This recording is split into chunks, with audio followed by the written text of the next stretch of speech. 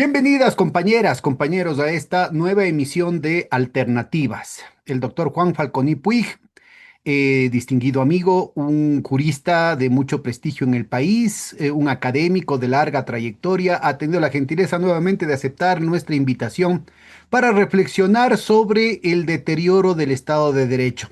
Decíamos el rato que me preguntaba, ¿y de qué hablamos? Entonces yo le decía, bueno, lo mismo de siempre, parecería que ya hemos tocado fondo, pero cada vez que nos reunimos, lastimosamente, tenemos que seguir hablando de una un socavamiento ulterior de las condiciones institucionales, del vaciamiento de la democracia, etcétera, etcétera. Así es que con esta situación así tan gravosa, bienvenido, Juan. Gracias, Pedro. Pues muy grato para mí estar una vez más en su programa.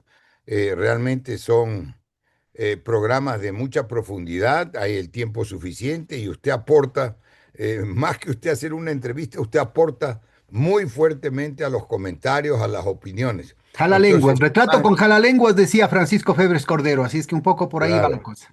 exacto, me acuerdo de Francisco. Es más, una charla realmente, un diálogo importante y al menos para mí me resulta muy ilustrativo, mi estimado Pedro. Muchas gracias. Bueno, ¿qué cree usted que está pasando ahorita? ¿Hasta dónde va a resistir la sociedad ecuatoriana con estas tensiones tan fuertes? Acaban de ilegalizar al principal partido de la oposición, secuestran al alcalde de Guayaquil, lo rapan, tratan de vejarlo, lo ponen en una cárcel de alta seguridad, tienen secuestrado ya ni sé cuánto tiempo con prisión preventiva, ni siquiera en el peor de los escenarios una prisión preventiva pudiese durar tanto tiempo, siendo que debería ser un recurso de última instancia al ex vicepresidente Jorge Glass, a quien lo sacan atropellando la situación extraterritorial de la Embajada de México en Quito. En fin, es el permanente. Acaba de haber una disposición de una alta autoridad diciendo que no a la reforma laboral y se van contra todo y emiten la reforma laboral. Es decir, los atropellos son por todo lado. Como jurista, cómo entendería usted esta situación desde la doctrina, desde la filosofía del derecho? ¿Qué está pasando? Claro. Claro, usted pone un tema que francamente a mí me apasiona, pues mi estimado Pedro, y vamos a tratar de ir clara y directamente a este gran y complejo tema de la institucionalidad en la República. Y casi que habría que ir al principio, pero déjeme empezar señalando algo que para graficar y ponerlo en pocas palabras, lo que usted acaba de describir a grandes rasgos, yo suelo decir, y lo he dicho en algunas entrevistas, ya a veces me hacen acuerdo, que jurídicamente hablando, Ecuador es un país donde lo imposible es lo probable, jurídicamente hablando, ¿verdad? Y a veces uso otra expresión ya para casos más dramáticos, que ya en términos legales ya solo falta que llueva para arriba, haciendo el parangón y la figura, ¿verdad? Porque efectivamente se vive un estado de ilegalidad permanente y en ese estado de ilegalidad permanente, una de las instituciones más perversas que se está volviendo práctica común, más perversas, que quede claro esto, Pedro, es la de los hechos consumados. Si vienen ya las autoridades judiciales, ya hay jueces que desafían a la Corte Constitucional bajo el argumento de las situaciones jurídicas consolidadas. Y esto es una distorsión perversa, es una destrozar la institucionalidad, destrozar la estructura jurídica del país, porque al final del día es un sistema judicial que ya vamos a ir al principio. Y entonces, ¿qué ocurre? Esto hay unos fallos muy interesantes del Consejo de Estado colombiano que tienen una doctrina bien elaborada en la que se dice, y esta es la realidad, yo lo he explicado muchas veces también, que los hechos jurídicos consolidados, que la Corte Constitucional sí los ha señalado, pero se refieren más a la vigencia de la ley. Puedo poner un ejemplo sencillísimo. Un hecho jurídico consolidado, usted se compra un auto y de pronto pues los requisitos tienen que hacer un contrato escrito para el auto no tiene que tener gravámenes, Para poner el ejemplo más sencillo que se nos podría ocurrir, porque puede comprar también cualquier otro tipo de bien, puede hacer un contrato de arrendamiento, puede comprar un inmueble, ¿verdad? Y el requisito, por ejemplo, para comprar el inmueble es un certificado que hay que agregar de no adeudar impuestos, particularmente los impuestos prediales, los impuestos municipales, etcétera. Ya, y entonces usted se compra este inmueble o cualquier otra persona, te agregan el certificado, se incorpora como un documento habilitante a la escritura y todo se perfecciona y todo queda bien. Digamos que usted hace esto, o cualquier persona, el año 2020 y después el 2024 le dicen sí, pero además tiene que acompañar declaración a la renta, una declaración patrimonial, etcétera. Y no puede regresar, eso es del 2024 en adelante. No puede regresar a lo del 2020, en el ejemplo, porque esa sí es una situación jurídica consolidada. Dice relación a la vigencia de la ley. Entendido, y esto pues lo conoce hasta la gente de sentido común, porque hay un principio, me viene a la mente ahora mismo, hay un principio que establece el Código Civil, que la ignorancia de la ley no excusa a persona alguna, ¿verdad? Nadie podría venir a esgrimir y decir, yo no sabía que robar era malo, yo no sabía que matar era prohibido, ¿verdad? Que en realidad en materia de delitos no es que hay una prohibición, hay un castigo, va directamente al castigo, ¿verdad? Pero todo el mundo sabe, hay una, no necesariamente tienen que dominar el común de la gente, el común de los ciudadanos, la teoría ni la doctrina jurídica, pero sí saben las vigencias que hay. Le pongo un ejemplo nuevamente sencillísimo. Tal vez mi experiencia en la cátedra me ayuda para los ejemplos, ¿verdad? Y entonces usted va por una calle, sabemos y tenemos claro que una de las garantías básicas constitucionales es el libre tránsito, y va en el libre tránsito, pero ese libre tránsito está regulado. ¿Y está regulado para qué? Precisamente para que la mayoría de la población pueda ejercerlo libremente sin dañar a otro. Y entonces usted va en el libre tránsito y no puede pasar una luz roja pues, si va conduciendo un vehículo, ¿verdad? Y no es que conoce ni tiene que necesariamente conocer la ley de tránsito. Eso ya lo sabe, porque además para conducir tiene que tener licencia. Y para obtener una licencia de conducir ha debido informarse, enterarse, revisar los principales aspectos y dar un examen de aprobación para que se le conceda la licencia. Y estos ejemplos se pueden repetir en distintas áreas del quehacer humano, ¿verdad? En Ecuador y en cualquier parte del mundo.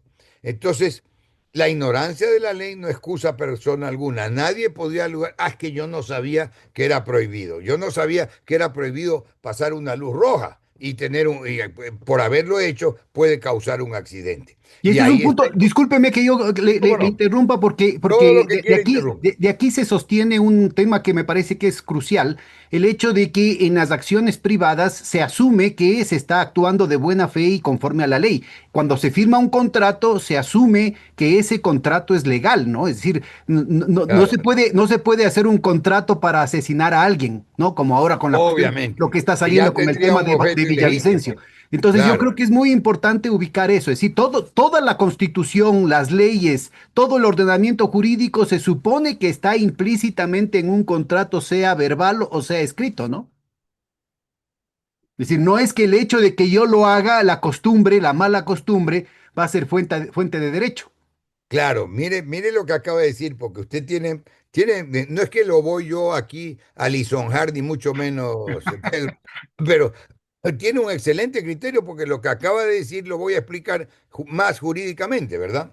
Entonces, acabo de señalar la ignorancia de la ley no excusa a persona alguna. Y hay otro principio. En los contratos, que usted tal vez no conoce la regla, pero lo acaba de decir, en los contratos se entienden incorporados las leyes vigentes a esa época. ¿Sí me explico? En los contratos se tienen incorporadas las leyes vigentes a esa época. Por ejemplo, puede vender quien es propietario. Y entonces no es que mañana vende un terreno Pedro cuando el propietario es Antonio. salvo que tuviera un poder, una delegación o lo que fuere, Lo, pero lo no es cual que hacía implicaría, arbitrariamente. lo cual tiene como, como corolario el hecho de que si es que el contrato no cumple con la Constitución y las leyes de la República, el contrato es nulo. Es nulo, exacto, no es válido. Y ahí viene todo este desarrollo. Se entienden incorporadas las leyes vigentes en la celebración de los contratos, ¿verdad? Y los contratos no pueden estar en contra de la ley. Pero ahí hay otro principio que es importante tenerlo claro. La ley, por definición, todo lo que le diga yo tiene un sustento en el texto legal o en la doctrina profunda del derecho, ¿verdad? Entonces, la ley tiene tres características. Tal vez, si usted me permite, hago una explicación Sí, por brevísima, favor. porque creo que Vamos, viene vamos. oportuno e interesante. Nosotros partimos en que es la ley madre, como le explico yo, el Código de Andrés Bello. El Código de Andrés Bello viene del Código de Napoleón. Y el Código de Napoleón no es otra cosa que el Código Civil francés de 1803. Y ahí estaban las leyes básicas, de ahí se separa toda una legislación. De ahí se separó la ley de inquilinato, de ahí se separó el Código del Trabajo, etcétera, etcétera. Pero la ley tipo, la ley madre, fue este código que se lo denominó de Andrés Bello, que fue el autor de ese proyecto. Para Andrés Bello surgió como base, como un punto de partida, el Código de Napoleón, y ese código lo mejoró, lo perfeccionó Andrés Bello. Y ese es el que rige para Ecuador, Colombia, Chile y Costa Rica. La gente no se acuerda o no sabe mucho de Costa Rica. ¿Y en Y Venezuela? de Venezuela no. Y en Ah, el caso, no, son los cuatro que digo que siguen muy cercanamente, y tanto que estos cuatro códigos de estos cuatro países, tanto que el texto originalmente es casi el mismo. Y nosotros, cuando éramos estudiantes, estudiábamos en autores chilenos, Alexandre Sumarriba, en Derecho Civil, en autores colombianos, Vélez, en otro chileno, Claro Solar, etcétera. Mire que me acuerdo, pero además que pues, los tengo aquí en el estudio, que me acuerdo de todos estos autores porque venían en el ecuatoriano Larrea Holguín, Monseñor Juan Larrea Holguín, ¿verdad? Entonces estudiábamos en todo eso, pero nos servía para estudiar las instituciones jurídicas, las opiniones de los autores sobre los mismos códigos, ¿verdad? Entonces, las instituciones jurídicas como tal, no la minucia del texto, de la ortografía, sino la institución jurídica, para decir largo. El Código Civil está dividido en cuatro libros y un título preliminar. En el título preliminar está la definición de ley, que el Código francés no la tiene.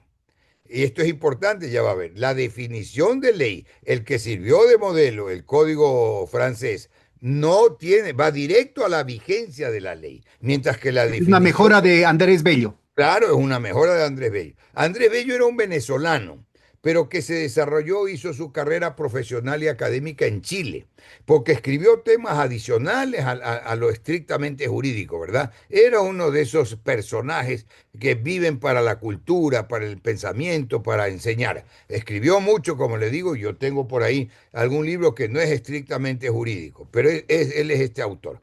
Y lo perfeccionó porque le dice, por ejemplo, en la definición de la ley. Y ahí voy a llegar al punto, mire, le he dado una vuelta para ubicar el tema, pero voy a llegar al punto que usted señaló al principio. Entonces, se define en el Código Civil ecuatoriano, lo mismo que en el chileno, el de colombiano, el de Costa Rica, ¿verdad? Ley es una declaración de la voluntad soberana. No cualquiera dicta una ley. La ley es una declaración de la voluntad soberana. ¿Por qué? Porque el soberano es el pueblo, ¿verdad? Que, manifestada en la forma prescrita en la Constitución, manda, prohíbe o permite. ¿De acuerdo? La ley manda, prohíbe o permite. No está en esa definición la ley penal. Entonces, estas leyes son mandatoria, permisiva manda, prohíbe o permite. Mandatoria, prohibitiva y permisiva. La ley penal no estaba, porque esto iba mucho en el área civil, pero la ley penal tenía su propia definición. Pudo haber estado ahí, pero repito, eso venía más en el área civil. Y la ley penal siempre estuvo definida y concebida como la ley que tiene la amenaza de una pena. La amenaza de una pena, pues, dice, no es prohibitiva. Se puede alegar y se han dicho y los autores no tienen un total acuerdo. El chileno Claro Solar a veces cuando quería ser categórico decía, en estos todos los autores están de acuerdo, cuando definía sus comentarios. Entonces, en esta materia de esa definición de penal, la ley penal no es prohibitiva, porque la ley penal no le dice, por ejemplo, está prohibido robar. La ley penal le dice, el que roba tiene esta sanción. Tampoco le dice está prohibido matar. El que mata tiene esta pena, ¿verdad? Entonces ya ahí viene todo el tecnicismo del proceso penal, etcétera. Pero comprendiendo todas las definiciones, inclusive la ley penal, sería la ley permisiva, permisiva la que autorice, mandatoria, prohibitiva y punitiva. La ley punitiva es la que castiga, ¿de acuerdo? Porque además toda ley que contenga la amenaza de una pena es una ley penal. Y tiene que sigue un trámite y un supuesto distinto a la materia civil, ¿verdad? Pero usted anotó algo que es importante y ahí vamos a esto. Pero toda, toda ley penal y todo proceso penal parte del derecho y de la presunción constitucional de la inocencia. Que quede claro, y lo ponemos en palabras más sencillas, lo que se presume es la inocencia, salvo que en sentencia ejecutoriada final se demuestre lo contrario, se diga lo contrario, que hay una culpabilidad. Pero lo que se presume es la inocencia, no la culpabilidad, ¿verdad? Y eso se va, desborda el derecho penal y pasa a ser un derecho constitucional. Entonces, eso es un poco la estructura, el punto de partida. Y yo he dicho también en algún momento, pero el mundo tiene que vivir con reglas. Las reglas y el derecho son un estado que arranca de un estado mental de la civilización. Es la evolución de la humanidad, que esto además se ha ido perfeccionando y decantando, porque claro, nosotros nos basamos muchísimo, muchísimo en el derecho romano, en la genialidad, porque eran geniales del derecho romano. Mire usted que la definición de Ulpiano sobre lo que es justicia es tan sencilla cuanto profunda, porque Ulpiano, el gran jurista romano, le decía, justicia es dar a cada cual lo que le corresponde. ¿Sí me explico? Dar a cada cual lo que le corresponde en mérito, en demérito, en castigo, en prebenda, etcétera, lo que le toca, de acuerdo a su comportamiento. Entonces, es tan genial cuanto sencilla y profunda, ¿verdad? Dar a cada cual lo que le corresponde, eso es justicia. Hay un autor por ahí que también es estupendo, no lo he terminado, que define la inteligencia como la lucidez de la razón, en términos generales, por aparte de las inteligencias específicas, ¿verdad? Ahora, claro, se confunde mucho la ilustración con la inteligencia, porque ciertamente van mucho de la mano. Van mucho de la mano porque si ese más inteligente se preocupa más por ilustrarse, por aprender, por informarse, etcétera. Pero si nos regresamos en la historia, nosotros venimos más cercanos del derecho romano y estudiábamos, teníamos la materia de derecho romano en la universidad, que debe existir todavía, y entonces con esa genialidad, esa estructura del derecho romano, tenemos instituciones perfectamente iguales como las diseñaron los romanos, Pedro. Claro, no hablaban los romanos del derecho aeronáutico, porque no existía, no se soñaba, no se imaginaba que esas son las áreas nuevas, los derechos nuevos, y a veces como hay los casos difíciles, los casos complejos. Pero ¿cuál es un poco lo más antiguo? Lo más antiguo de lo que se tiene historia. Ay, yo he estado ahí, de esas novelerías que estaba recién graduado o era muy joven, y hay el Código de Hammurabi. Estamos hablando de Egipto, Babilonia, esas épocas, ¿no? Unos dicen Hammurabi, otros Hammurabi, y el Código de Hammurabi es una piedra de mármol grande, alta, más o menos de mi estatura, que en los cuatro costados tenía escritas las leyes. escritas las leyes que conformaban el Código de Hammurabi. Y mire, estamos hablando 1700 años antes de Cristo. Sigue en esa evolución, sigue pues todo ese desarrollo y llegamos para saltar en pocas frases de los siglos, llegamos al derecho romano, que es greco-romano. La democracia viene del demos griego. El demos griego era la población, los ciudadanos, con una posición destacada para los mayores reunidos en la plaza principal de las poblaciones, tomando las principales decisiones. Mire usted, de ahí viene la acepción democracia del demos griego. Evolucionamos y llegamos así para destacar las partes en el derecho romano, y las tengo, esto es importantísimo. Hay las institutas de Justino, perdón, de Justiniano. Justiniano se llamaba Justiniano porque era hijo adoptivo de Justino, el emperador Justino. Entonces no podía llevar el mismo nombre. Y al igual de lo que pasaba con el Código de Napoleón, Napoleón no era jurista y Justiniano no era jurista, ¿verdad? Pero tenían los juristas que, siguiendo esta línea política, se encargaban, y ahí está el caso, por ejemplo, de las institutas de Justiniano. El gran jurista romano de la época se llamaba Triboniano, ¿verdad? Mire que usted saca un poco Siga, mezclar el siga. derecho con la historia, con todo esto, ¿no verdad? Triboniano. Y de ahí saltemos los siglos, llegamos a una estructura grande, la ley de las 12 tablas de Alfonso X el Sabio. De ahí el cuerpo legal más elaborado, más estructurado, fue el Código Civil de Napoleón, el que decía el Código Civil francés de 1803, que ese código fue de alguna manera también perfeccionado en Europa por los alemanes. Y había un alemán, el gran jurista que desarrollaba todo esto, se llamaba Savigny, ¿verdad? Muchos se confunden, no es francés, alemán, pues, y le dicen Savigny. No, era Savigny, ¿de acuerdo? Entonces, y de ahí ha venido, y mire que hasta hoy por hoy, los españoles toman mucha referencia del desarrollo alemán. Después de la Segunda Guerra, la constitución alemana se llama, que vino después de la guerra, la ley de Bonn. La ley de Bonn es la constitución alemana que se adoptó después porque Alemania pierde la guerra, porque de alguna manera ahí hay otras cosas en juego también. Pierde la guerra y los aliados tomaron pues prácticamente a través de la ONU el manejo y el castigo, si cabe, el castigo, claro, la actitud que hacer con todos esos dirigentes nazis, ¿verdad? Porque Hitler desapareció, pero un poco el segundo a bordo era Göring, y a estos los juzgaron en los tribunales de Nuremberg. Tribunales de Nuremberg que fueron armados por los aliados, los triunfadores en la guerra.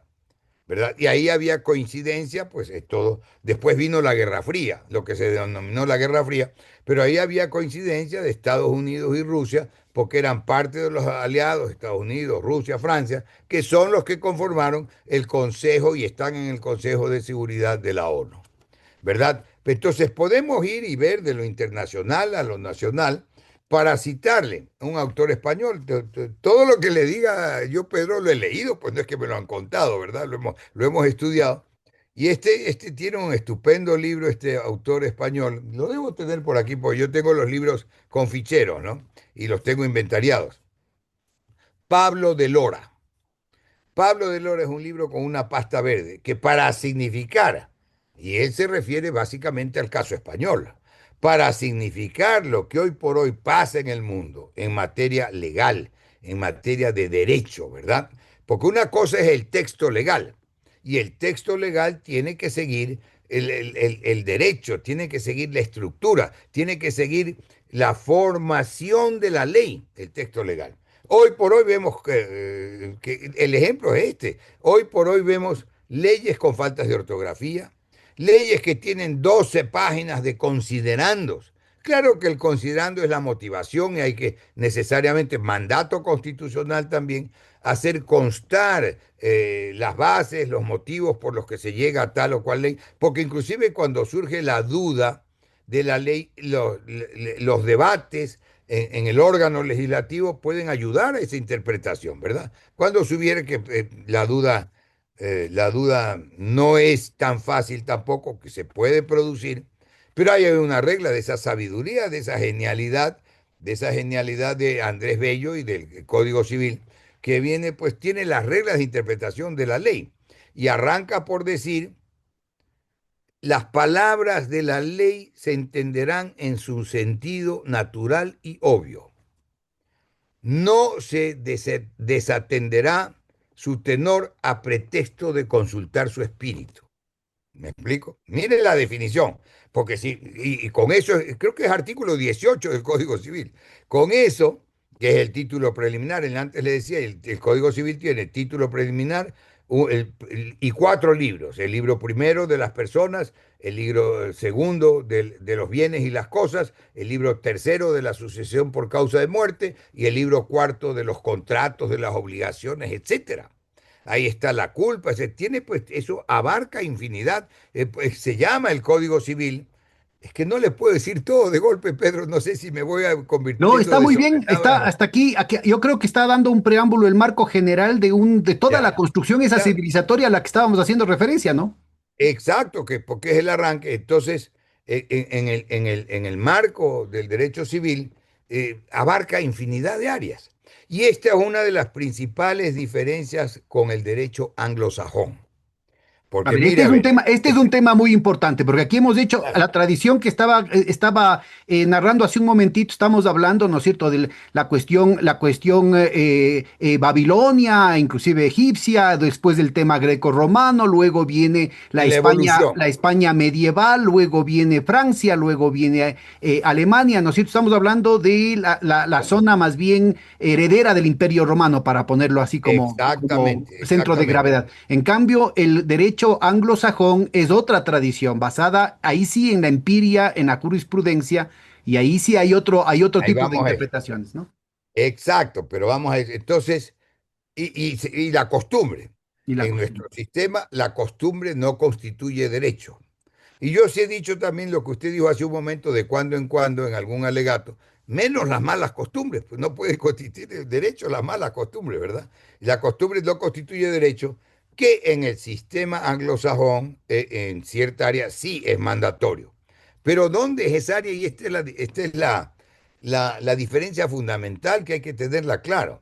En el sistema anglosajón también tienes leyes, tienen un montón de todo el sistema legislativo en ámbitos anglosajón está escrito con leyes escritas, tanto que algunas leyes le ponen el nombre de sus autores en el Congreso, ¿verdad? O de los sectores que a veces impulsan esa ley. La única diferencia estriba en que en materia de derecho privado, ¿verdad? Como es hoy por hoy el derecho civil, no tienen la ley escrita. Y ahí es donde imperan los precedentes, la costumbre, las buenas costumbres, la jurisprudencia reiterada, etcétera. Pero solo en materia de derecho privado, en derecho penal, en derecho público, etcétera, etcétera, en derecho legislativo, en la organización del Estado, tienen todas las leyes escritas que necesitan. No tienen un cuerpo legal como el Código Civil. Esa es la diferencia fundamental para que usted y la audiencia lo tengan claro, ¿verdad? Entonces, hay inclusive, porque en el tiempo nos hemos venido acercando mucho ya. A veces revisamos autores americanos, revisamos fallos americanos en materia, justamente, mire que esto le podría interesar muy particularmente a usted. En materia de libertad de expresión, se invoca mucho un fallo de New York Times versus Sullivan, o al revés, que es un caso en el que se estableció la jurisprudencia de que las personas públicas estaban sujetas a un escrutinio mayor que los particulares. Y eso es así, estoy de acuerdo, que es lo que yo he dicho, pero el escrutinio mayor no da derecho a la injuria, a la calumnia. ¿Sí me explico? Una cosa es que le digan: no, pues este funcionario está perdido, se pasa viajando, está perdido, no va al despacho, se pasa de fiesta en fiesta, no trabaja bien, cuando las decisiones que ha tomado este y aquella son equivocadas. Los efectos son contraproducentes. Ese es un escrutinio público severo y puede ser severo. Y ahí están pues los periodistas en las distintas áreas, ¿no? Los que escriben, los que hacen más dinámico como usted las entrevistas, los que dan las opiniones en los medios, en las redes, etcétera. Ahí está toda esa actividad del periodismo, que es importantísima, ¿no verdad? Pero que tampoco es una patente de corso para injuriar ni calumniar, pues, ¿sí me explico? Y ni tomar partido, porque el periodismo tiene dos funciones básicas. La función de informar, que tiene que informar con veracidad, con unas noticias contrastadas, y la opinión de formar la opinión pública. Yo era muchachito, jovencito, le digo, y me acuerdo ya leía los periódicos, y me acuerdo pues de escritores como Efraín Pérez Castro, Leopoldo Benítez Vinuesa, que fue presidente de la ONU, ¿verdad? Y teníamos unos personajes, Alejandro Carrión, que le decían Juan Sin Cielo, de Quito, ¿verdad? Entonces, en los distintos medios, en las distintas El formas, inolvidable Raúl Andrade. No sé si lo Raúl leí. Andrade, Claro. claro, mire, Raúl Andrade, que tuvieron una participación importantísima, ¿verdad? Y entonces ellos iban, cuando usted está leyendo, está registrando, está viendo el análisis de esos periodistas profundos, entonces está de alguna manera u otra, a veces identificándose, u otras no coincidiendo con eso, pero van formando, porque uno va elaborando y se va llenando de esas ideas, de esa información, de esos conocimientos que transmiten, porque transmiten muchísimos conocimientos. Mire, el otro día un columnista del diario El Universo, el otro día puede ser 3 meses, 4 meses, ¿no? Un columnista del diario El Universo muy, muy bueno, yo suelo leerlo, entonces, escribía un artículo sobre Jesús. Y al final está la dirección, me fijé, yo ya alguna vez me había comunicado con él. Lo saludo y le pongo un mail y le digo, vea por si acaso. Yo tengo, el autor es Rivas, un libro que compré en España, yo compro muchos en España. El autor es Rivas y tengo un libro que es El proceso a Jesús de Nazaret. Tal vez le interese esto. Un poco lo que él decía en su artículo del Universo era inclusive que como hoy se describe a Jesucristo como ser que estuvo históricamente en este mundo, en la tierra, no era como él normalmente iba. No era pelo largo, no era con esa barba larga, sino que era una facha normal, con el pelo, pues sí, no habrá sido tan largo, no, ni tan corto, pero no era ese pelo largo ni esa barba larga, que le da otra facha, que es con lo que ahora se lo tiene y se lo describe, era lo medular del artículo, entre otras características que ponía de la vida de Jesús en esta tierra. Y entonces yo le ofrezco este libro, me contesta, saluda muy amable, me dice que ya lo tiene, Ah, mire. porque este libro es muy raro, yo no creo que Pero en mire, Ecuador yo haya creo dos que o tres. este recorrido que ha hecho, creo que enmarca muy bien lo que estamos queriendo conversar, porque vamos desde la libertad de opinión hasta el tema penal, ¿no? Pasando Claro, a por la todos, sí, cuestión sí, administrativa, pasando por el tema constitucional, al hablar de las comparaciones entre el derecho anglosajón y el latino, pongámoslo así. eh, claro, el tema privado, el tema de contratos, en fin, estamos hablando de toda la estructuración jurídica en su evolución, es parte de las condiciones que en última instancia evitan la violencia, ¿no? Es decir, son unas reglas del juego que se han ido construyendo a través de la historia en todos los ámbitos para evitar los abusos y para quitar motivos para la violencia. Yo creo que es un tema fundamental, porque claro. ahora el momento en que se están erosionando todas esas conquistas civilizatorias, lo que se está abriendo es la puerta para la violencia también en los distintos frentes. Claro, y es exacto lo que usted dice, Pedro, porque es eso, es el avance de la civilización. ¿Y qué es lo primero? ¿Qué es lo primero que se buscaba con la elaboración de las leyes y con la aplicación del concepto de justicia? Concepto de justicia, le digo que desde la definición de Ulpiano no ha evolucionado, ¿verdad? El concepto de justicia, dar a cada cual lo que le corresponde, también evitar, terminar con la justicia por la mano propia. ¿Sí me explico? Que las situaciones mayores, menores, públicas o privadas de conflictos graves no se solucionen por la fuerza. Ese es, por eso digo yo, y ahora estamos coincidiendo en que es realmente un avance de la civilización a superar el atavismo de la ley del más fuerte, aunque sin embargo hoy por hoy puede tener una versión distinta, ya no es el más musculoso, el más grande, de fortaleza física, pero ahora también es el que tenga más fuerza económica, más conexiones económico-políticas, etcétera, ¿verdad? Entonces hay una nueva versión de la ley del más fuerte.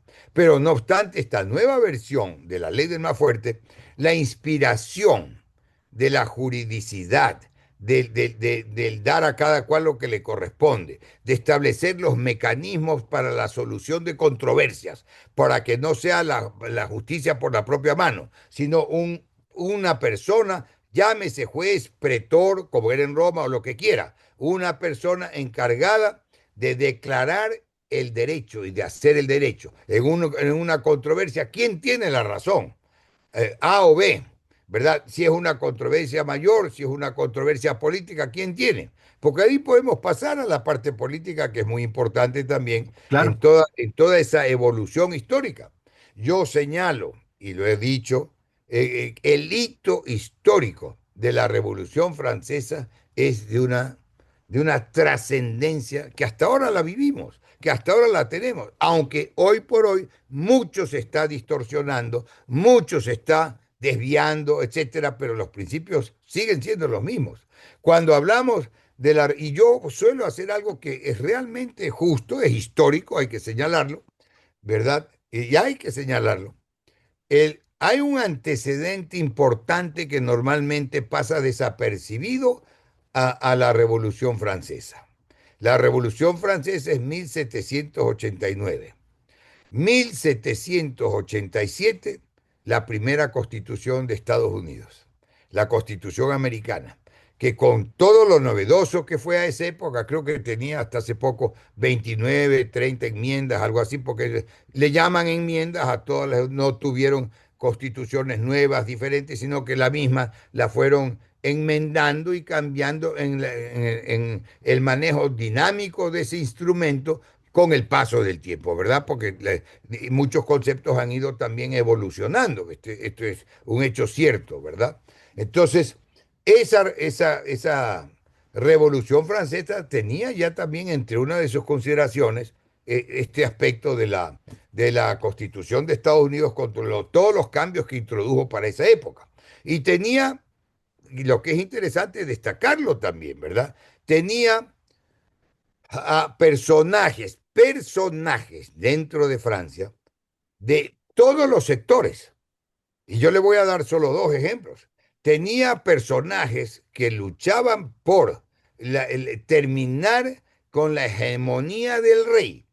Acuérdese usted, Luis XIV, con esa frase muy conocida, L'État c'est moi, el Estado soy yo, ¿verdad? Él era todo. El Estado soy yo, entonces él era el que dictaba las leyes, él era el que aplicaba las leyes, era el que sancionaba como juez y era el que administraba la República, que no era, no había república en esa vaina, en esa época, perdón, sino el reino, ¿verdad? Entonces, el Estado era yo. Eso es lo que se termina.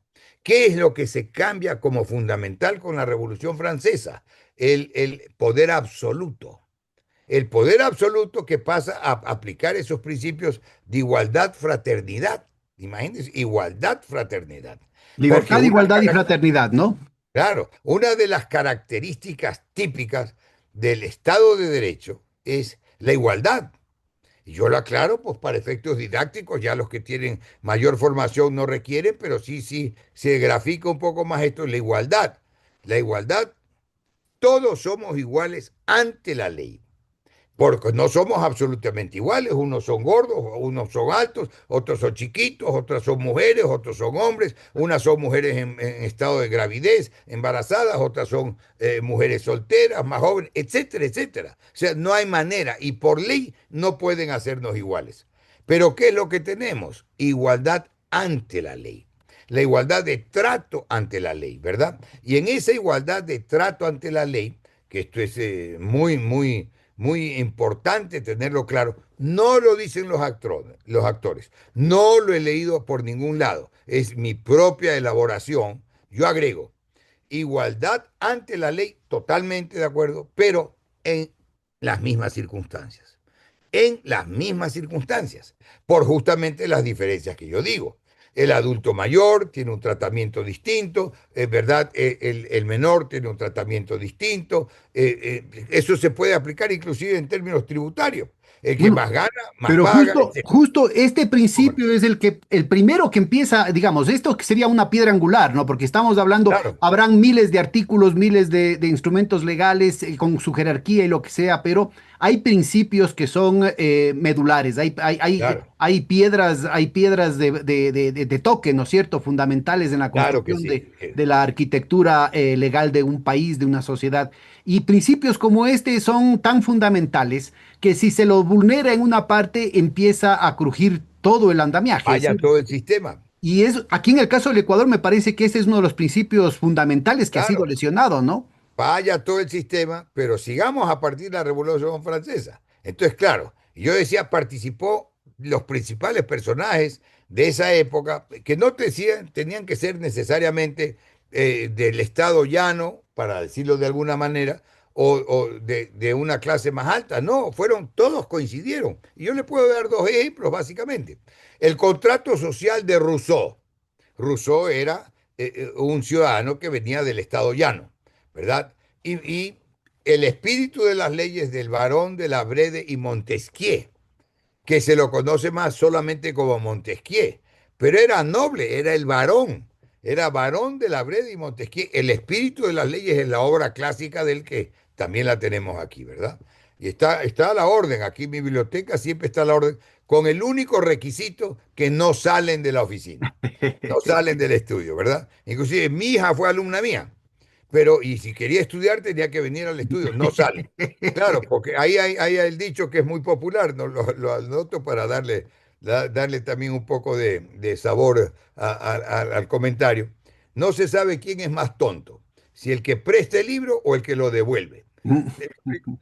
Entonces eso hay que tenerlo presente. No salen aquí los libros, están a la orden. Venían estudiantes míos, alumnos míos, cuando yo daba clases, venían a estudiar a veces acá, a ver los libros, etcétera, pero no salen de la oficina. Bueno, Entonces volvamos al tema. ahora tenemos que confesar que se puede encontrar clásicos como El Espíritu de las Leyes en PDF en el Internet, así es que para Claro, nuestra pues ahora audiencia. está todo. Ahora está todo y ahora está inclusive toda la literatura que quiera conseguir jurídica o más allá, la literatura general, todos los libros ya los encuentra en internet. Pero hay quienes, como yo, seguimos estudiando en los libros sin perjuicio de ver también el internet. Ahora hay una aplicación que le resume los libros. Ah, puchica. Esto es genial, mire, le resume, me llegó, le resume los libros, es decir, le hace un resumen de los libros, le puede hacer verbal o escrito el resumen de los libros. El problema, y alguien decía también, porque yo sí me he preocupado de revisar la inteligencia artificial, lo decía un profesor español en un curso que están dando justamente sobre inteligencia artificial para abogados, la inteligencia artificial no va a misa. Lo decía un expositor, ¿no? Lo que quieren decir con eso es que, claro, la inteligencia artificial se mueve bajo sus parámetros, bajo su estructura, bajo lo que se le ha creado e informado, pero no piensa por distinto, no va más allá de lo que está preparada a contestar. Entonces le hace un resumen, yo más de una vez le cuento, he detectado errores del ChatGPT, más de una vez. Sin embargo, lo consulto mucho, tanto que a veces me dice, hola, don Juan, me dice, usted sigue siempre con sus preguntas interesantes. Ya somos amigos, porque debo ser una de las pocas personas que cuando me absuelven una consulta, les digo gracias, ¿no? ¿Verdad? Entonces, no, de nada, a la orden me contesta bien. O sea, ahí están pensando, pero no llegan todavía a tener, primero, algo que es característico, no llegan a tener sentimientos. No tienen sentimientos, tienen una conformación y una estructura para desarrollarse y responder en cierta área. Y responden mecánicamente en cierta área. Ya le digo, más de una vez se me han disculpado, citaba yo un autor en una audiencia, yo lo citaba como un autor famosísimo uruguayo, Couture, Eduardo J. Couture, de Derecho Procesal. Entonces, alguien lo había googleado con la frase que yo dije, que Couture había dicho, el tiempo, grábesela que es importantísima, el tiempo se venga de las cosas que se hacen sin su colaboración. Que había otra frase que más o menos significaba lo mismo, me acuerdo que se le atribuían a Napoleón, ponme las botas despacio que voy de apuro. ¿Se acuerdan? Se le atribuían a Napoleón. Lo cierto es que yo hago esa cita y alguien lo googlea y dicen, o no sé si era el ChatGPT, no, lo atribuye a X persona. No había tal. Y dije, pues si yo tengo el libro.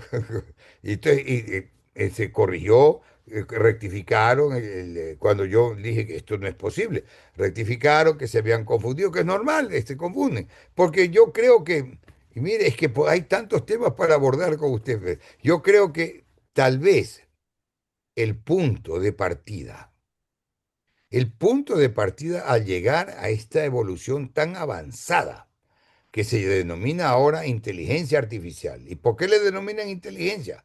Porque pueda elaborar, pensar, aplicar, comparar situaciones, ¿verdad? Pero sigue siendo mecánico. No tiene sentimientos, si me explico, y sigue siendo mecánico. Esto, yo, créalo, de repente digo un disparate, no sé, pero tal vez uno de los antecedentes más remotos que puedan existir, y le voy a dar mi propia experiencia. De los más remotos que puedan existir es tal vez el índice de los libros. Yo no sé, no nunca lo logré obtener de lo poco que lo he investigado, si cabe decir poco. ¿Quién inventó el índice de los libros? Porque originalmente los libros empezaban a desarrollar y a tratar, pero ¿quién tuvo la genialidad de inventar el índice de los libros? La Ahora, me guía, parece que esta reflexión que usted está haciendo ahorita es muy apropiada en términos de que una de las características del derecho, del ejercicio del derecho, que va más allá de las circunstancias específicas, de las áreas específicas, es precisamente esta sistematicidad, que no deja de ser mecánica, no deja de tener su aspecto mecánico, ¿no? claro, Pero que claro, es muy importante porque implica la coherencia, ¿no? Es decir, uno de los esfuerzos que se hace, es decir, cuando hablaba usted del concepto de Ulpiano, ¿no? Es decir, justicia es dar a cada cual lo que se merece. De pronto hay algo, hay una magia en esta definición.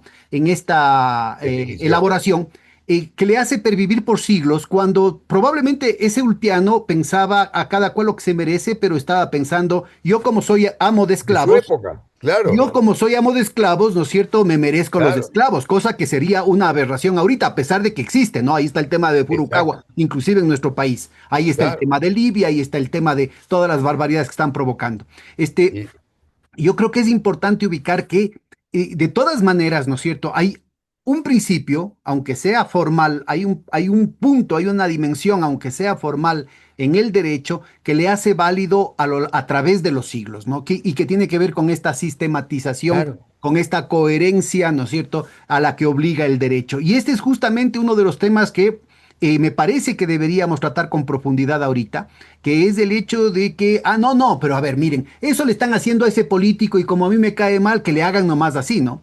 Entonces ¿no? ahí había este poema atribuido a Bertolt Brecht, ¿no es cierto? Bertolt Brecht, Refiriéndose a los nazis, en el que decían, primero vinieron por los comunistas y como yo no soy comunistas, allá no me ellos. importó, Después vinieron por los sindicalistas y como yo no soy sindicalista, allá tampoco ellos. le Después importó, vinieron por los judíos y como yo no soy judío, allá ellos. Ahora vienen claro. por mí y no Y hay a nadie quien, le importa, a nadie le claro, importa. Entonces yo creo claro. que es ese el punto que me parece que Usted deberíamos sabe, tratar, Bertolt ¿no? Brecht, yo tengo un libro de Bertolt Brecht y tengo para mí que inclusive escribió ópera alguna vez. Sí, sí, sí, es la ópera Sí, de los 3 centavos. Es ah, esta, ya esta, ve, esta de Pedro Navaja, la de Willy Colón, la que acaba de fallecer Willy Colón con claro, Rubén Billy, Blades, ¿sí? claro. Es una versión caribeña de la ópera de los 3 centavos de Bertolt Mire, Brecht. de Bertolt Brecht, sí, claro, a mí me encanta la ópera, por eso lo sigo, ¿no? Pero de ahí volver a esta idea un poco, ¿cuál era? ¿Por qué arranco del índice? ¿Verdad? Porque pues ya desde que yo empiezo a leer libros, y de cualquier naturaleza, ¿verdad? Sea literatura jurídica específica y tal, que tal vez pues la literatura jurídica es un poco lo más que he leído, ¿verdad? Entonces, siempre yo empecé a leer libros que tenían índice, pero no siempre fue así, Sí, ¿verdad? pero ese es a ver, pero ese principio me parece que valdría la pena que lo profundice, porque un índice plantea coordenadas, es decir, plantea Claro, una coordenada, es decir, esta palabra, entiendo que se hace referencia al índice temático, ¿no? Entonces, claro, esta palabra, este tema está referido a tal página y tiene ah, relación con estas otras palabras y con estas otras páginas. Entonces, lo mismo sucede en el caso de las leyes, es decir, este principio, ¿no es cierto? Es decir, la cuestión, por ejemplo, de la pirámide de Kelsen, la jerarquía de las normas, no solamente tiene que aplicarse en el campo constitucional o político, sino que también tiene que aplicarse, no sé, en el caso de los contratos, lo que estábamos hablando hace un en momentito. todas las áreas, En claro, todas las áreas. Entonces, yo creo que este es un tema muy importante porque es justamente eso lo que quisiéramos ahorita poder claro, reflejar a nuestra audiencia. Es decir, que aquí la violación que se hace en un frente, en otro frente, en el caso de la minería, en el caso del derecho laboral, en el caso de la firma de los tratados de protección de inversiones, estas erosiones, estos golpes que le están dando al sistema, tienen consecuencias, como su nombre lo indica, claro, sistémicas. Entonces lo que claro. están es derrumbando todo el edificio, ¿no? Claro, pero claro, exacto. Pero entonces tenemos eso que ubicar como en el derecho en general, pero yendo otra vez al principio, ¿verdad? Porque había hace poco, y algo me preguntaron a mí un ex juez que ya no está, en buena hora, ya no está en la Corte Constitucional y ahora despotrica contra la Corte Constitucional, ¿verdad? Entonces decía en alguna declaración, yo la vi, después me preguntaron. Claro que la asamblea es el primer poder del Estado. Entonces yo digo, ¿y esto de dónde salió? De todo lo que he Eso estudiado, es en los países parlamentarios, pues acá en el Ecuador ni es ahí tampoco, ni presidencialista. ahí tampoco. Ah, mire. Son los parlamentaristas, ni ahí tampoco. Podemos ir a eso, es la distribución del poder, ¿verdad?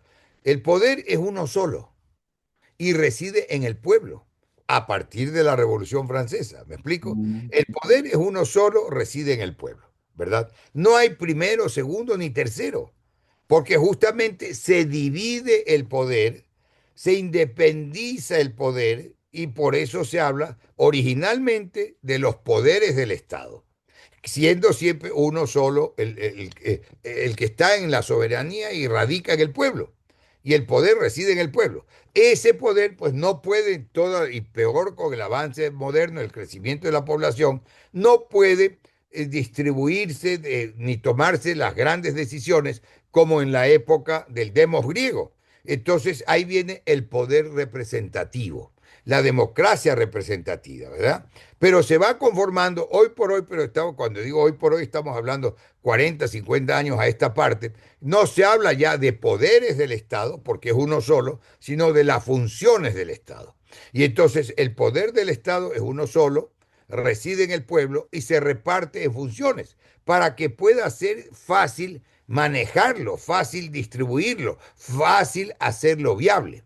Y de ahí salen las tres funciones del Estado básicas, independientes entre sí, que esto es lo importante. ¿Por qué? Porque además venían superando el poder absoluto de los reyes, superando el poder monárquico de los reyes. Hoy por hoy hay monarquías todavía en Europa principalmente, pero son monarquías constitucionales. Ya son monarquías que manejan y mantienen un aspecto, si se quiere, más protocolario, pero la estructura jurídica ya es constitucional.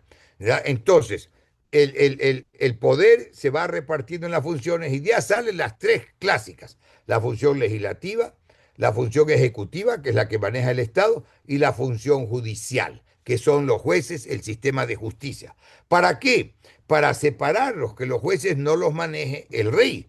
Como decía Luis XIV, l'état c'est moi. Bueno, pero Para, justamente esa teorización que es parte de esta ola, de esa promesa de la modernidad capitalista que tiene que ver con esa teorización liberal clásica del derecho, es la que está siendo lesionada ahorita. Es decir, en la medida en que hay una concentración, desde la concentración del poder económico, hay una concentración de ese poder político violando la independencia de las funciones, Claro, que claro. hace que se corrompa cada una de esas funciones, ¿no? Es decir, hay Interfiriendo una una función en utilización otra. patrimonial del privilegio, hay una utilización igual que lo que hacían los reyes déspotas antes del ejercicio constitucional, antes de las monarquías constitucionales, en las que no había una diferenciación entre la voluntad del jefe de Estado, pongámoslo así, y el ejercicio de la ley, el ejercicio del derecho, no hacían lo que Claro, les daba la gana. Y es lo que estamos viendo. Es decir, el claro, presidente emite leyes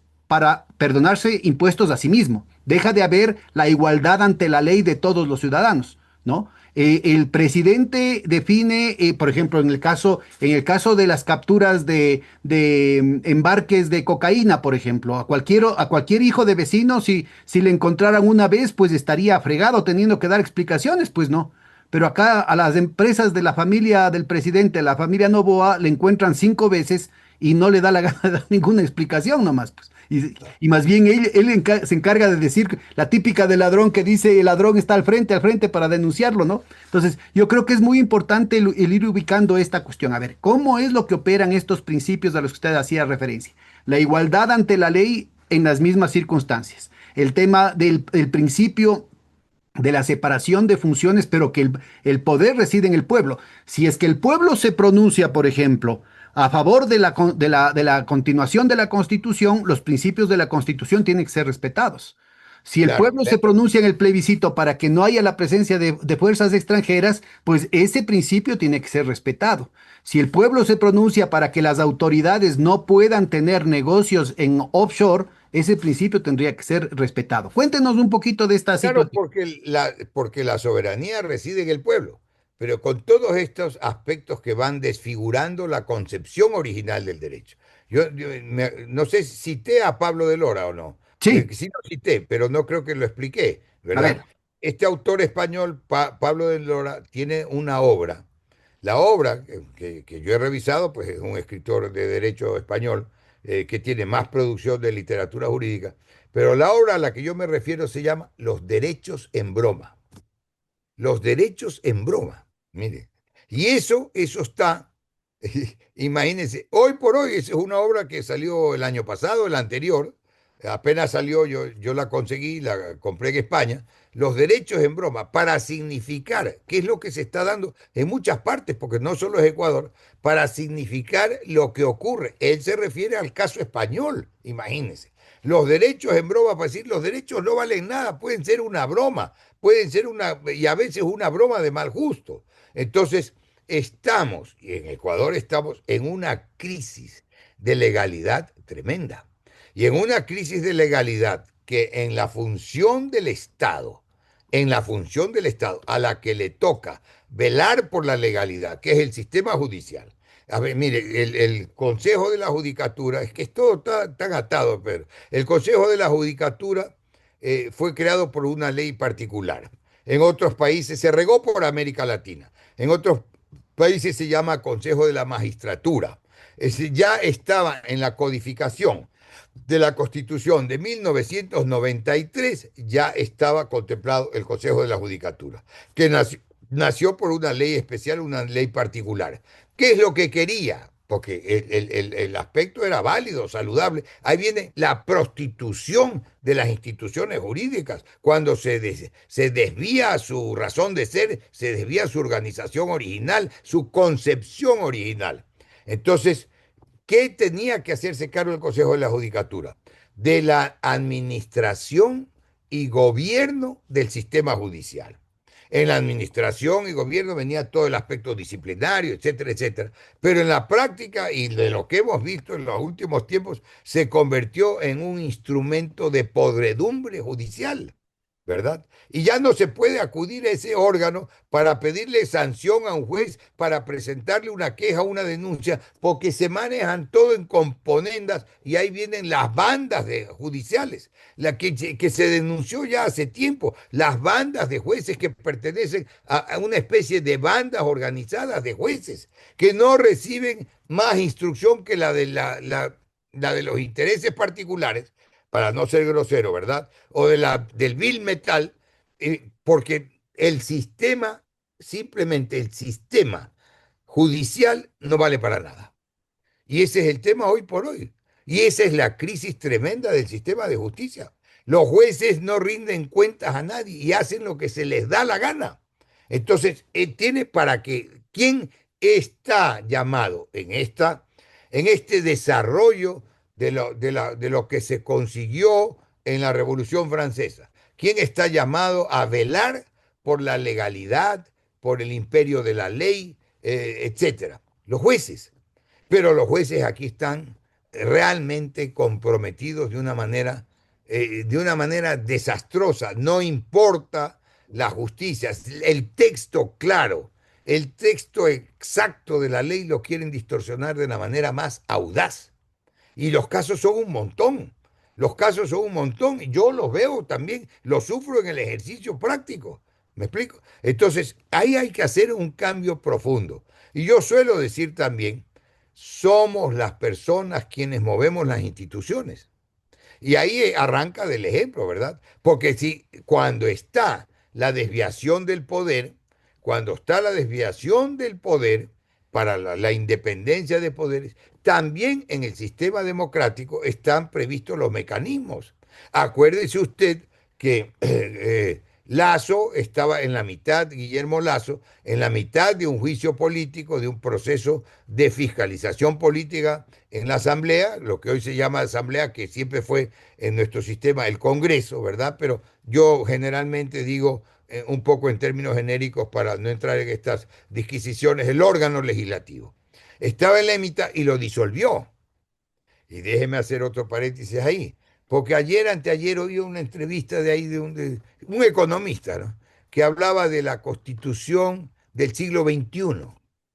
Por el otro día hablaba ya esto, en alguna entrevista, en una campaña, una candidata que hablaba de la constitución con alma chavista, refiriéndose a los... Es una ignorancia irresponsable, refiriéndose a la constitución del 2008. La constitución del 2008, obviamente, cuando era presidente Rafael Correa. Esa constitución tuvo como modelo la española. Y hubo inclusive por ahí unos asesores españoles.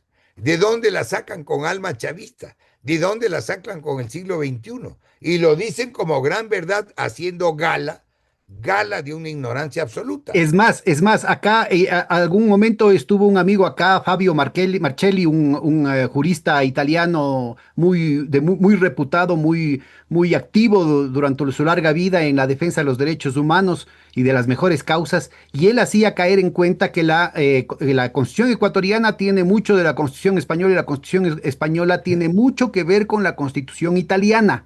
Claro, claro que sí. La Constitución italiana después de la Segunda Guerra Mundial tuvo una importante influencia de los partisanos, muchos de ellos comunistas Exacto, y socialistas, incluyendo el que exacto. llegó a ser presidente de la República, Sandro Pertini. Entonces, ahí esa Constitución social tiene esa gran tradición. Y otra gran tradición específica que le hacía yo caer en cuenta, en el caso de las constituciones más progresistas en América Latina y en Ecuador, tiene que ver con la Constitución mexicana de la Revolución Mexicana de Aguascalientes de 1917, ¿no? Claro, pues usted está bien informado y mire que desarrolla lo mismo que yo arranco mencionando, le da más detalles, y claro. Y en un caso especial en México, porque tienen ellos una constitución de la Ciudad de México, ¿verdad? En México hay mucho desarrollo jurídico, mucho avance. Y Europa al final del día también ha estado pues, muy comunicado toda la vida, ¿no? Nosotros tenemos influencia del derecho español, pero ese derecho español en materia como lo he explicado, del área civil viene del Código Napoleón, los alemanes lo perfeccionaron, los italianos, oiga, yo hemos visto autores italianos célebres, uno de los últimos, Bobbio, Norberto Bobbio, y Norberto Bobbio decía, la ley, ya ha fallecido, la ley, para que sea cumplida, tiene que empezar por ser justa. Entonces el ciudadano, el administrado, el que debe cumplir con la ley, la cumple de buena voluntad, porque la ley es justa, es general, es para todos. ¿Sí me explico? ¿Verdad? Y los italianos, empieza el derecho procesal con, decíamos las tres C, Calamandrei, Carneluti, Chiovenda.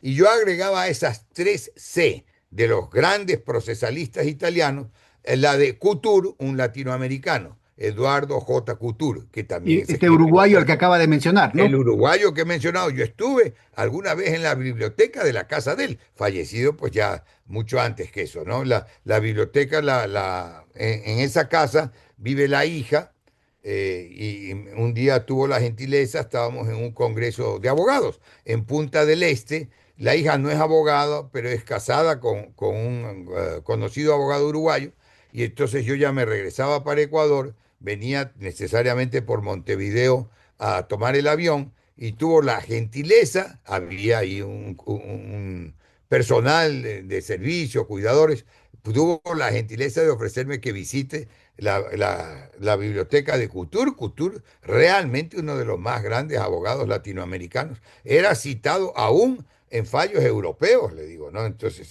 Bueno, era ahora que lo realmente, menciona a un uruguayo que no es precisamente del código de Andrés Bello, hablaba de Chile, Colombia, Ecuador, Costa Rica. ¿Qué pasa con la tradición también latina, que tiene también una corriente de juristas muy importantes del Río de la Plata? Uruguay, Argentina también, ¿no?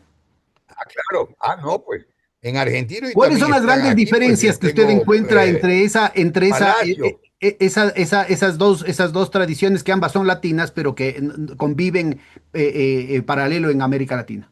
Siempre han estado muy cercanas y van de la mano, siempre han estado muy cercanas y van de la mano. Hay unos argentinos estupendos que los tengo aquí, ¿no? Falcones, hay unos falcones, hay tremendos, tremendos, Lino Enrique Palacio, hay uno de los últimos ya de esta época, Gossaini, y hay otro que tenía, le estoy hablando de libros, pues de 30 libros escritos, una cosa así.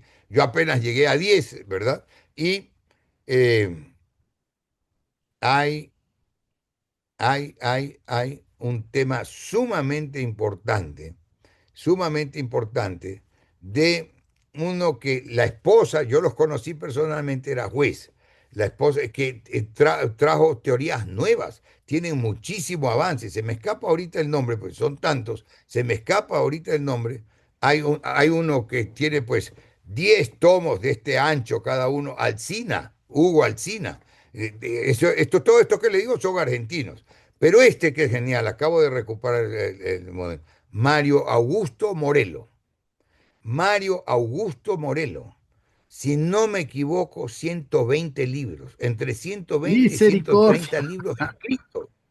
Mire usted, pero además trabajando a una intensidad, pues, que fue una época juez, fue una época juez.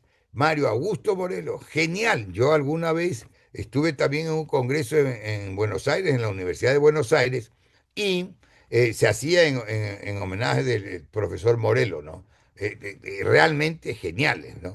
Y mire, frases que son de una profundidad tremenda. Esta es frase de Morelo, de cuando en cuando la he usado. Usted me está sacando a la memoria cosas que las tengo ahí en el desván de la memoria, ahí archivadas. Pero esto que le digo ahora mismo es frase de Morelo y se aplica permanentemente. En el proceso, el tiempo es más que oro, es justicia. En el proceso, en el trámite y en la agilidad del proceso, el tiempo, dice el tiempo, es más que oro, es justicia.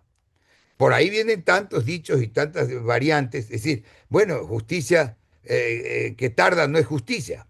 ¿O de qué le sirve a usted que le den la razón después de 30 años? Claro. ¿Sí me explico? Y ¿De peor qué cuando se trata poco del la puedo derecho ahora? penal, ahí está el caso, del ex procurador Carrión, ¿no? Al que lo metieron Claro, preso con una maquinación infame. O el tema de lo no, que mismo irá a pasar con el caso de Jorge Glass. Es decir, yo creo que es muy importante ubicar esta situación porque toda esta erudición, Juan, que hace referencia no solamente al tema de un trabajo, sino también de un gusto, ¿no? O sea, se nota el placer que tienen en haberlos leído, en haber cultivado esa claro. situación. Es tan triste que sirvan para nada cuando todas esas elaboraciones se van al tacho de basura por un billetito pasado por debajo del mantel, ¿no? Claro. O lo que yo suelo graficarlo en dos palabras, que es lo mismo. Y me hace acuerdo de otra cita de otro maestro italiano genial, que ahorita se la digo porque es lo que pone en palabras de lo que usted acaba de decir. O esos, aquellos que ponen dificultades para vender facilidades, ¿verdad? Y todo este, pues le he dicho, no solo es el caso de Ecuador, porque esto se repite en otros tantos lugares, que había un genial maestro italiano. Miren, los italianos han sido en el cultivo del derecho tremendamente trascendentes. Un genial maestro italiano que decía, Cesarino Sforza, se llamaba Cesarino Sforza. Y el primer día de clase, se escribe, ¿no? Se decía, yo estudié derecho, estudio derecho, vivo para el derecho y por supuesto vivo del derecho, pero hasta ahora no sé lo que es derecho.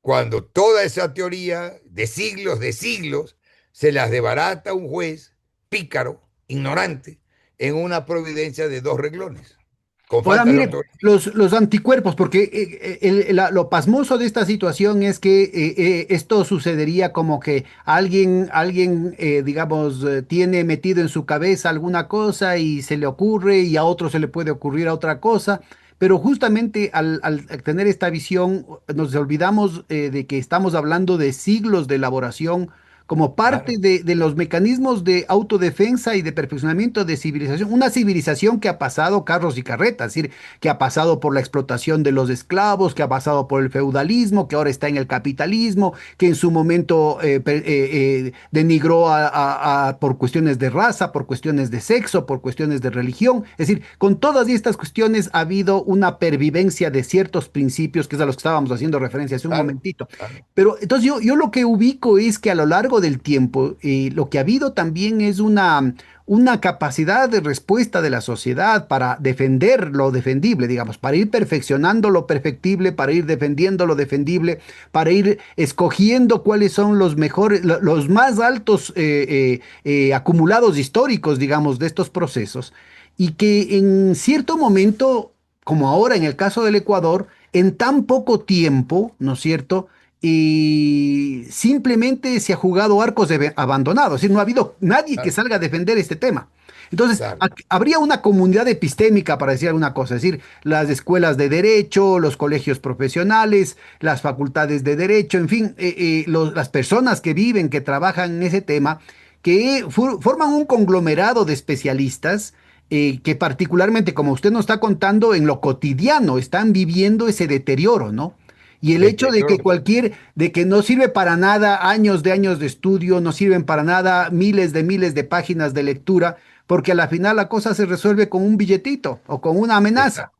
Exacto, exacto, exacto. Y eso es lo grave. Se dice, le atribuyen algunos, no sé cuánto tenga de verdad, pues yo tengo muchas frases de Churchill, ¿no? Inclusive en Londres, cuando estuve en Londres, en en algún momento conocí a un nieto de Churchill Mm. en un acto oficial y conversé largo con él, menor que yo, más joven, se quedó impresionado todo lo que yo sabía de Churchill, ¿no?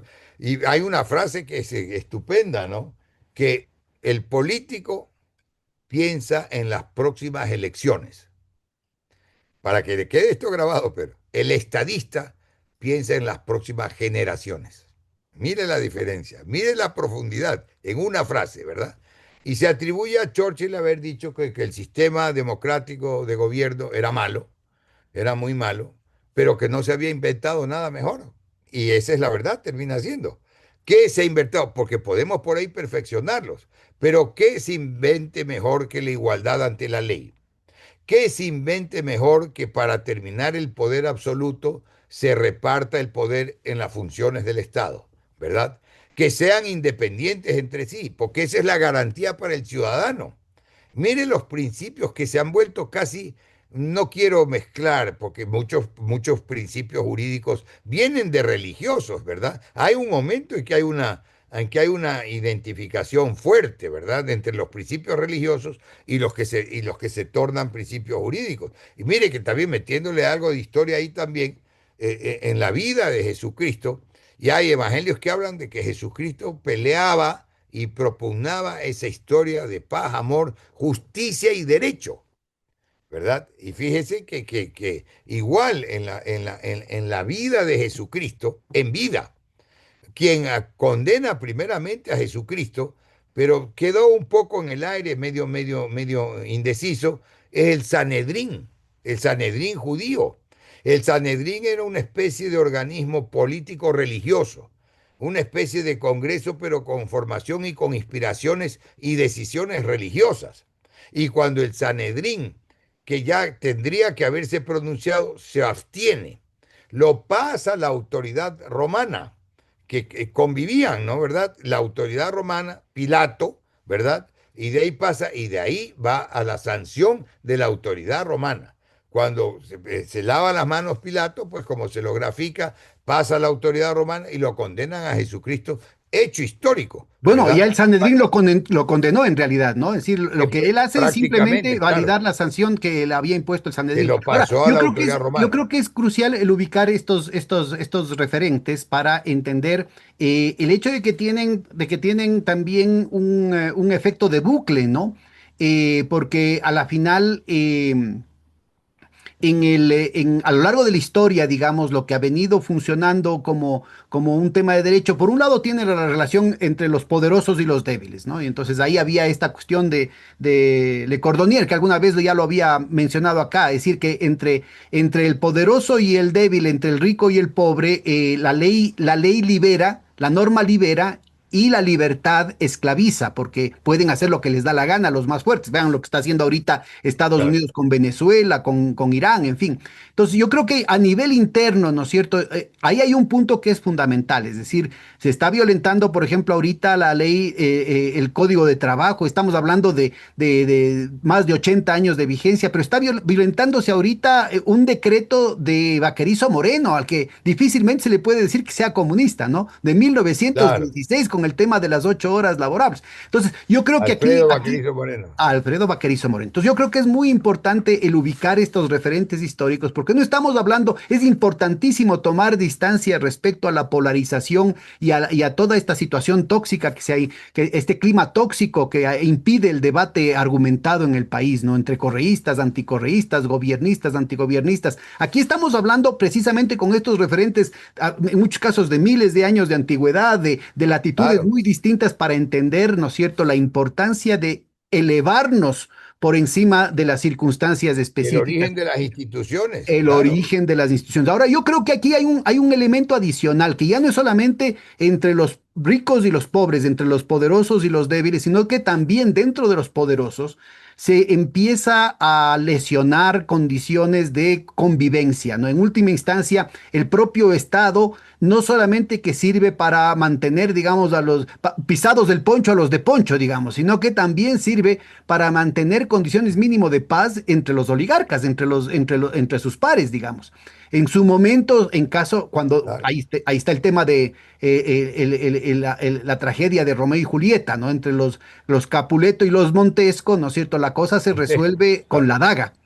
Y entonces se claro. provocan tragedias. Entonces la necesidad de que venga el príncipe y diga, bueno, se acabó, aquí las cosas tienen, pero ya es sobre la base de varios muertos, ¿no? Entonces acá lo que está pasando es precisamente este proceso de usurpación del poder que está en el pueblo, de la soberanía, hacia una situación patrimonial de un grupo cada vez más exclusivo de personas con mucho poder económico y político, en el que no está solamente la familia gobernante, digamos ahorita, pero que todos los que le están aupando, y esa ha sido la experiencia histórica de la Nicaragua de Somoza, de la Cuba de Batista, de la República Dominicana de Trujillo, de Haití de Roja Duvalier, ¿no Pinilla. es cierto?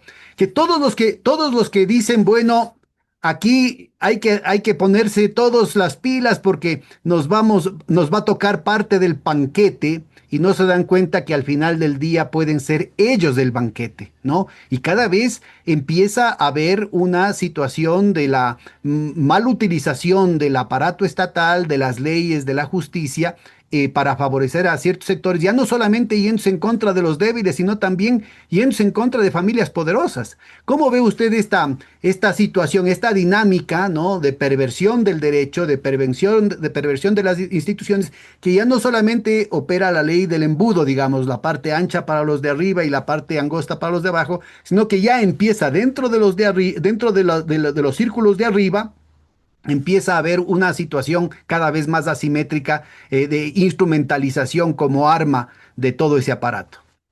Claro, claro, el problema es ese. Y el derecho, como punto de partida para un comentario de estos, Pedro, el derecho es uno solo y siempre es el mismo. ¿Verdad? Ese es el derecho bien concebido, de las manifestaciones, y tal vez la principal del derecho, es la elaboración de la ley, a la que yo le decía, pues que el jurista italiano, que ya es de esta época, Norberto Bobbio, decía que tiene que ser justa para que tenga general aceptación, la ley justa, ¿verdad? Porque si la ley no tiene esa característica de ser general, de ser justa, que eso implica un tema que va muchísimo más allá y que se produce mucho en el área que usted acaba de señalar, en todas partes. Las leyes con dedicatoria, pues, ¿verdad? Y Acomodarse a que una en ley. el caso específico, el propio Norberto Bobbio planteaba el asunto en el campo del derecho constitucional. El derecho a mandar y el deber de obedecer se basa precisamente en esto, ¿no? En la universalidad de los principios. Del momento en Claro. que uno empieza a hacer las leyes a favor de su familia, la cosa se vuelve O, o em- o totalmente empieza, desprestigiada. o empieza a manejar por excepciones, y por excepciones que no están previstas en la ley. Entonces, ese es el deterioro del sistema y eso es lo que debe preocuparnos como generaciones, ¿verdad? Como generaciones. ¿Qué va a pasar en el corto plazo? ¿Cuáles van a ser las reglas que van a imperar en la República y en todo el entorno, en todos los países del área? Y ya vemos que hasta en Europa ocurre lo mismo. Entonces, ¿qué va a pasar en Europa y en otras partes del mundo? ¿Qué es lo que rige? ¿Qué es lo que vale y cuándo vale? ¿Cuál es la vigencia? Entonces, que no nos toca llevar a la práctica lo que decía el otro maestro italiano, ¿verdad? Cesarino Sforza, no sé lo que es derecho, ¿verdad?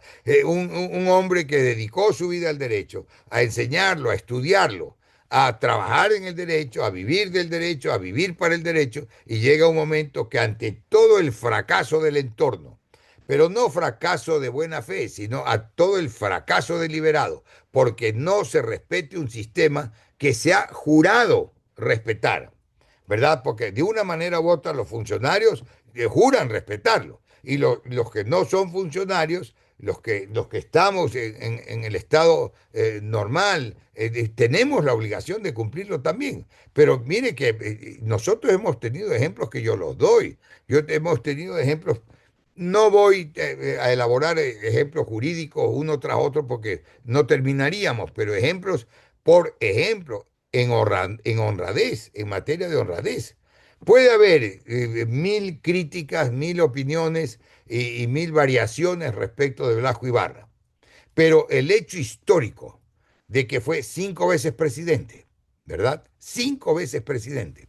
El hecho histórico de que su esposa murió cayéndose de un bus común, ¿verdad?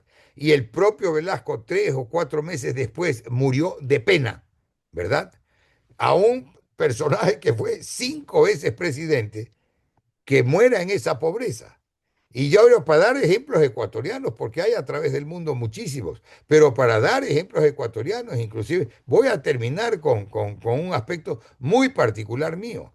Raúl Vaca Carbo, Raúl Vaca Carbo, buen amigo, querido, fue alcalde de Guayaquil, fue presidente del Congreso, fue ministro de hidrocarburos, donde se manejan los contratos petroleros, el área del petróleo, todo. El más humilde sale millonario de esas posiciones, ¿verdad?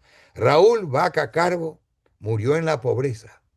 Tuvo un cáncer a la lengua y al decir esto le rindo un homenaje a él, como se lo rindo a Velasco por esa honestidad. Cuando tuvo un cáncer a la lengua, los amigos tuvieron que hacer una vaca para ayudarlo. Vaca en el sentido comúnmente, como se lo conoce, una cuota, una colecta. Y a mí me llega muy de cerca mi abuelo Puy Arosemena. Fue todo también en este país. Fue prefecto municipal a principios de 1900, cuando el alcalde se llamaba prefecto municipal, ¿verdad? Gobernador del Guayas en la época de Galo Plaza. Importante decir con quién, ¿verdad? En la época de Galo Plaza. Fue senador de la República por muchas oportunidades, etcétera. Hasta presidente de la Cámara de Comercio creo que fue. Y yo me acuerdo, muy joven, falleció cuando era o cuando era o inmediatamente después de haber sido el primer embajador de Ecuador a la ALALC, a la Asociación Latinoamericana de Libre Comercio, que tenía la sede, la tiene, la sede en Montevideo, ¿verdad? Cuando falleció mi abuelo Puyo, básicamente de un cáncer al páncreas, me acuerdo la conversación, la discusión, que algo alcanzaba a ver yo como un muchacho de 13 años, algo así, a darme cuenta. La discusión de mi madre y sus hermanas con mi abuela Lince Sotomayor, de qué hacían y cuál era la situación, porque no tenían para pagar la hipoteca de la casa y tuvieron que salir de la casa. Un hombre que fue de todo, honrado, cabalmente probado. ¿Me explico? Los ejemplos, estos son los más cercanos que yo conozco, pero los ejemplos son muchos. Ha habido en la historia y hay y habrá, gracias a Dios, gente honrada, funcionarios honrados. Y esos son los que deben servir de ejemplo, ¿verdad? Ese es el ejemplo a seguir. Cuando el dirigente, la cabeza, porque al final del día no nos llevamos nada tampoco, ¿verdad? Pero sí Eso, dejamos una memoria, ¿verdad? así es. Claro. Eso es, mi querido Pedro, usted me saca el jugo aquí, oiga. Hora y Muchísimas gracias, Juan. Reflexiones muy, yo a muy usted, jugosas. yo a Así es usted, que muchas bien que le gracias. saque el jugo. Un gran Sí. abrazo. Hasta la próxima. Mil gracias. Buen fin de semana. Estaremos en contacto. La próxima. Hasta luego.